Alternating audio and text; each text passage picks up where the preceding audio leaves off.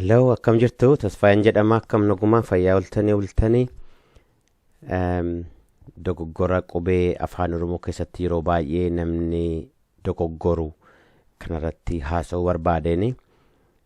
Common mistakes namoonni hojjetan waan irra deddeebi'ee argeef sanarratti I'm sure namoonni keenya beeku yaadachiisuudhaaf jechaan viidiyoo kana hojjedhe.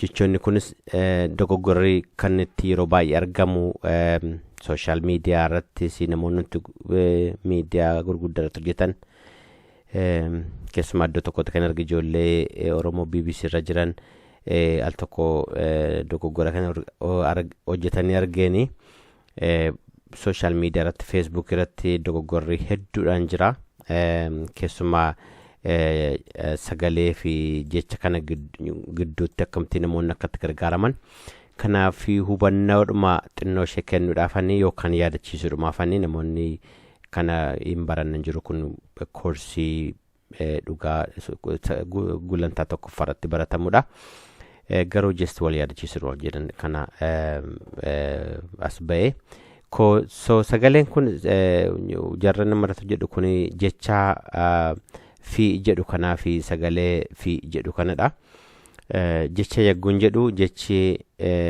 afaan Oromoo keessatti yoo jecha ta'ee of danda'ee kophaasaa barreeffama itti maxxanee hin barreeffamu jechuudha akkuma jecha kan bira kan of danda'ee dhaabbatee barreeffamudha yoo sagalee ta'e immoo sagaleen afaan Oromoo keessatti sagaleen kophaasaa sagaleeyyuun qabu yoo dubbachiiftotti dabalame malee beekamaadha kun immoo sagaleen faa jedhu kun sagaloota biraa kan jechoota biraatti yoo hidhamee barreeffame malee hiikaa hin qabaatu kanaaf sagalees waan ta'eef jecha waan hin taaneef kophaatti barreeffamee hin arginu akka sagalee tokkotti jechuudha garuu yeroo tokko isa sagalee kan akka jechaatti akka sagaleetti waliin borcamanii yeroo barreessanii argaman argina so sanuma wal yaadachiisuudhaafani so sagalee isa jalqabaa kun jechuun fi jechuun yeroo way tokko tarreessinu waan tarreessinu sana keessa isa dhumaatii fi isa dhumarraa immoo lammatarra jiru walitti hidhuudhaaf kan nu gargaarudha yeroo baay'ee yookaan immoo yoo waa lama tarreessin ta'e isa jalqabaa fi isa dhumaa walitti hidhuudhaaf kan nu gargaarudha fakkeenyaaf ana si'ii fi isaan okay ana si'ii fi isaan nama sadiidha so inni dhumaatii fi inni dhumarraa lammatarra jiru kan walitti hidhamu sagalee jecha dhifama jecha fi jedhu kanaan dha fiin akka afaan Ingiliffaa ende jecha jedhu wajjiniin wal fakkaataa iddoo baay'eetti akka inni gargaaramnus sana wajjiniin wal tokkodha endedha wajjin endenis listi tokko goono kun tarreessinu akkanatti gargaaramna jechuudha yookaan immoo nama tarreeffama lama yoo ta'e fakkeenyaaf anaaf isaan anaaf isaan kunis nama lama yagguu ta'u akka tarreessuu agarsiisuu kan agarsiisudha kan tarreessaa jirru akkan agarsiisudha yoo tarreessaan keenya 10 ta'ee fakkeenyaaf inni kurnaffaa inni dhumaa fi inni salgaffaa inni dhumarra lammatarra jiru sagalee jecha faa jedhu kanaan fi jedhu kanaan walitti hidhama jechuudha kun akkasitti hubatama yeroo hundumaa fiin yagguu barreessuun kophaasaatti kan inni barreeffamuu qabu kophaasaatti kun jecha mataasaa danda'e jechuudha fakkeenyaaf fakkeenya biraasanii fiduudhaaf gaangee fi harreen wal fakkaatu gaangee fi harreen wal fakkaatu waa lamadha jechuudha waa lama walitti fidaa jirra gaangee fi harreen wal fakkaatu kun waa isa dura gararraatti keenya garaagarummaa hin qabaatu fakkeenyaaf anaaf ati anaaf situ haadhoodha anaaf situ haadhoodha haadhoo jechuun micaa haadha ofii jechuudha lammii true jechuudha anaaf situ haadhoodha kunillee nama lamadha so anaaf situ walii obbolaadha jechuudha waan kana fidaa jiruuf booddeesnitti dhufa gaafa inni sun dogoggora akkamitiin akka humuu dandeenyu isiniif fida kan biraa fakkeenyaaf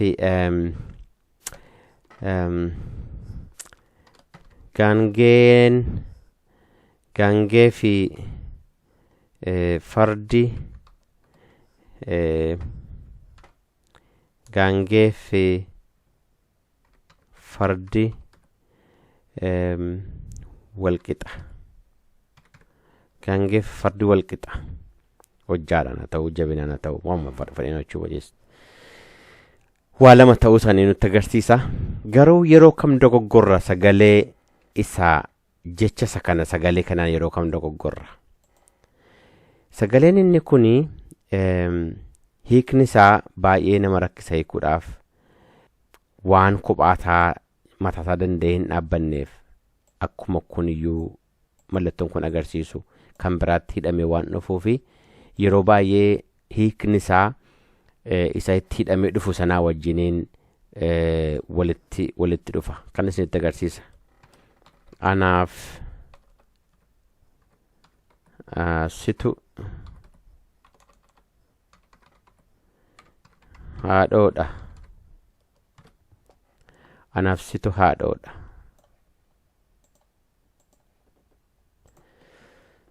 jira lamman ilaalaa waliin kompeer godha waliin madaala anaaf situ haadhoodha anaaf situ haadhoodha jechoonni kun lammaniyyuu qubeessuun isaanii sirriidha garuu hiika adda addaa qabaatu asiitii anaaf si'i nama lama asitti garuu situ anaaf haadhoodha moor itoo akkana jennee barreessine hin dogoggorru yeroo baay'ee situ anaaf haadhoodha itoo akkana jennee barreessine yeroo baay'ee hin dogoggorru garuu yoo akka kanattis barreessine jechichi haasichi sirriidha anaaf situ haadhoodha anaaf situ micaa haadha kootiiti anaaf situ garaa tokko keessaa bahe situ anaaf haadhoodha kun lamman hiikni isaa tokkodha inni kun garuu anaafi nama kan biraa si'itu haadhoodha so yeroo haasofnu waan jechuu barbaanne sana sirriitti adda baasne yoo beekne sirriitti barreessina jechuudha waa'ee gaangeef harreen isinii fida akkuma beeknu harreen gaangeedhaaf abbaadha miti harreetu gaangeedhaaf abbaadha harreen no gaangeef harreen abbaadha gaangeen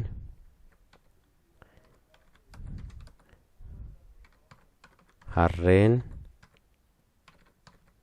abbaadha kalamman keessa kamtu sirriitti fakkaata wantan jechuu barbaade harreen abbaa gaangeeti jechuu barbaade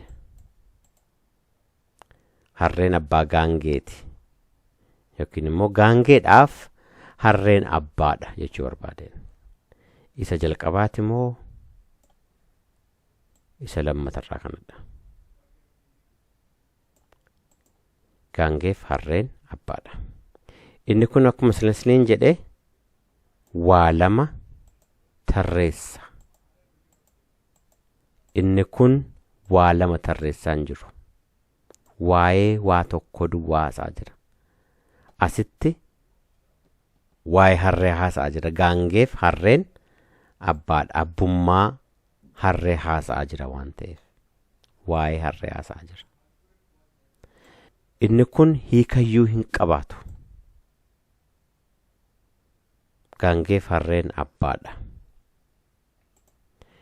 Hiika qabaachuu hin danda'u. Yoo hiika qabaate illee wanti nu jechuu barbaanne gaangeenis abbaadha, harreenis abbaadha yoo jechuu barbaanne yaannee ta'e duwwaadha.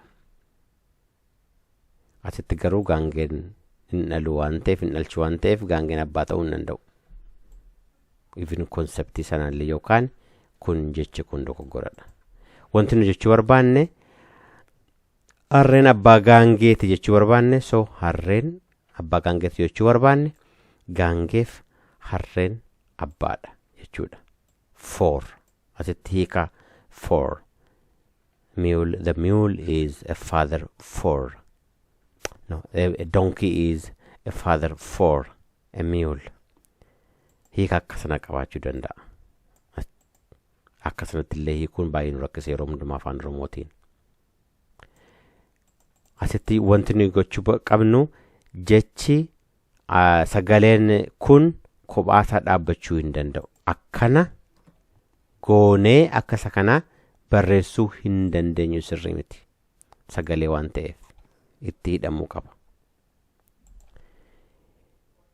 Yoo akka kana gaangeef harreen wal fakkaatu jenne yoo barreessuu barbaanne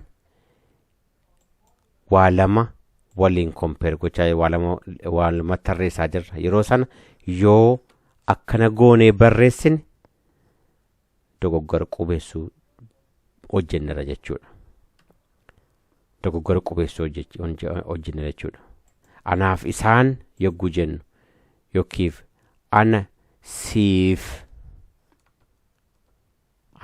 isaan yoo jennu yoo kanatti barreessine dogoggora qubeessuu guddaa hojjennera jechuudha.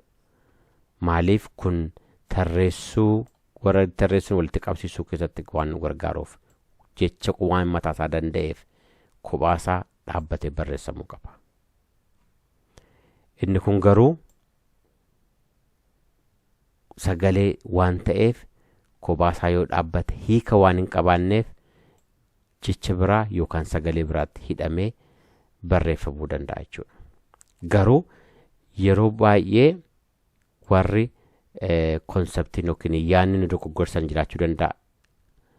Keessumaa namoota afaan Oromoo afaan jalqabaa hin taaneef rakkisaa ta'uu danda'a. Ijoolleen Oromoo garuu ijoolleen afaan Oromoo haasa'an afaan Oromoo afaan mother tongue isaanii afaan dhaloota isaanii ta'e maal akka jechuu barbaadan hubatanii waan barreessan sana sirriitti barreessuu qabu jechuudha. Kun dogoggora baduu qabu. Dogoggora nuti dogoggoruun nurra hin jiraanne jechuudha. Kan biraa egaa kanumaan jechuu barbaada. I hope adda bayera jedhanii fudhadhaa irra deebi'uudhaaf inni kun jecha mataa isaa danda'e tarreessuu keessatti kan itti gargaaramnuuf yeroo hundumaa kan kophaasaa ituu hin hidhamin barreeffamuu qabu jechuudha.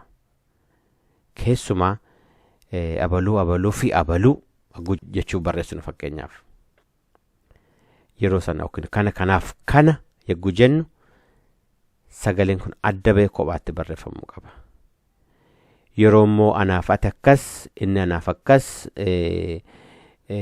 waan akkana yoo jennu immoo yoo tarreessuu hin taane liisti gochuu hin taane keessa yoo ta'e waa walitti fiduu in ta'u yoo ta'e sagalee kanatu itti gargaaramna yeroo hundumaa maxxansine barreessuu qabna. Fakkeenya tokko isinii kenna. Nama lammii jedhu jira jennu maqaan abbaasaa sanyii jennu. Lammii sanyii nama jedhamutu jira. Okay, nama kana abbaan lammii sanyii ta'uusaa akka fakkeenya kanatti barreessuu yoo barbaanne sanyiin no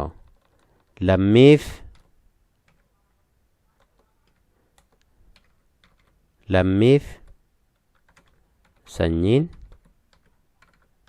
abbaadha miti lammiif sanyiin abbaadha yookaan immoo yoo ilma jechuu barbaanne sanyiif lammiin ilmadha.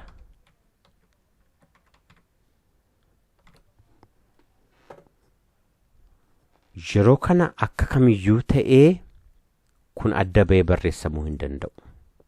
Yoo barreeffame hiika tokko illee hin qabaatu. Dogoggora jechuudha. Yoo lamman isaanii yoo waa'ee lamman isaanii haasa'uu barbaanne yoo waan lamman isaanii waan walitti fidu tokko fakkeenyaaf lammii fi sanyiin wal fakkaatu miti abbaaf ilma wal fakkaatu lammiif sanyiin wal fakkaatu lamman isaaniiti. Yeroo kana immoo yoo akkanatti hiine lammiif sanyiin wal fakkaatu yoo jenne akkanatti barreessine dogoggora cimaadha. Dogoggora asitti nama lama ta'uu isaanii agarsiisaa jirra. Asitti nama tokkodha kan agarsiisaa jirru. Lammiif sanyiin abbaadha. Waa'ee sanyii abbummaa sanyii lammaadhaaf ta'uu isaati. Asitti immoo waa'ee ilmummaa lammii sanyiidhaaf haasa'aa jirra nama tokko. Achumaan immoo garuu quunnamtii lamman jala jirru haasa'aa jirra. Asii garuu nama lamman isaanii akka tarreessinee waan yaada dabalataatti itti kan wajjiniin deemanii fakkeenyaaf lammiif sanyiin wajjiniin deemanii lammiif sanyiin hojjaa wal qixxaatu akkas lamman isaanii ta'uu agarsiisuu barbaanna jechuudha. Egaa ni galatoomaa.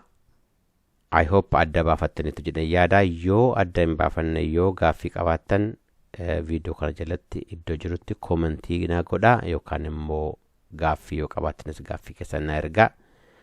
Hoolaa buraa ulfaadhaa nagaan.